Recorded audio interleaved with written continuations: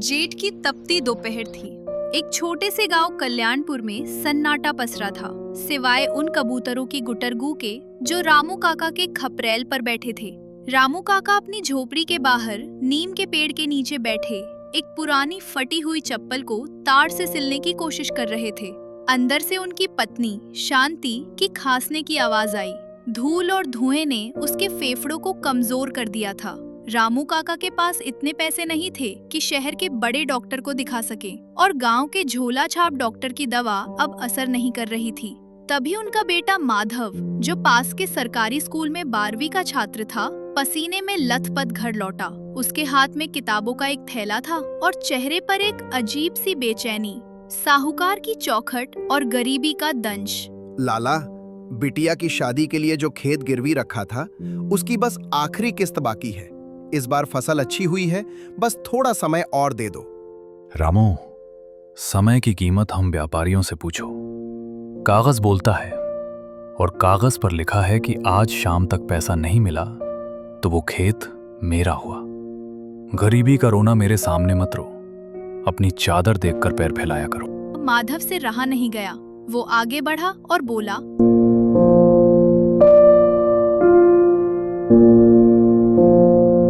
लाला जी, चादर तो हम गरीबों ने कब की छोटी कर ली, पर आपकी हवस का बिस्तर ही इतना बड़ा है कि पूरा गांव उसमें समा जाए तब भी आपका पेट नहीं भरता।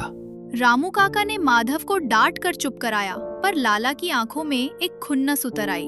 अगले कुछ महीने माधव के लिए किसी तपस्या से कम नहीं थे। वो सुबह खेतों में मजदूरी करता और रात को ढिबरी की रोशनी में पड़ता।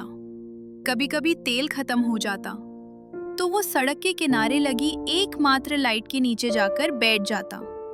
गांव के लोग ताने मारते, कलेक्टर बनेगा क्या? बाप के पास तन ढकने को कपड़ा नहीं और बेटे को नवाब बनना है। पर माधव ने कान बंद कर लिए थे। एक दिन लाला के आदमी खेत पर कब्जा करने आए। रामू काका जमीन पर गिरकर गिड़गिड़ा रहे थे। तभी माधव शहर से लौटा। उसके हाथ में कुछ कागज थे और साथ में पुलिस के 2 सिपाही। माधव ने शहर जाकर एक वकील की मदद ली थी और ये साबित कर दिया था कि लाला ने ब्याज की गणना में धोखाधड़ी की है।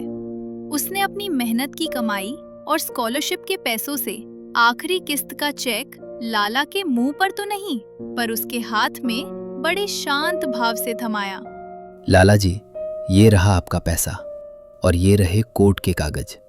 अब मेरी जमीन की तरफ नजर भी मत उठाना। लाला निरुत्तर खड़ा था। गांव वाले पहली बार लाला को हारते देख रहे थे।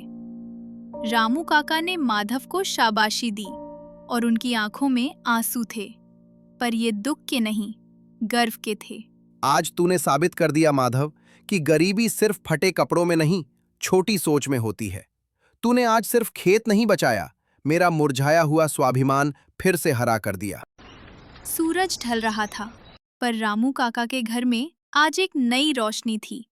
शिक्षा की रोशनी, जिसने गरीबी के अंधेरे को चीर दिया था। इस कहानी से हम ये सीखे हैं कि इंसान अपनी गरीबी से नहीं, बल्कि अपनी सोच और हार मान लेने की आदत से हारता है। इसी तरह की और इंटरेस्टिंग कहानियां देखने के लिए हमारे YouTube चैनल को सब्सक्राइब करें और बेल आइकन को दबाना ना भूलें।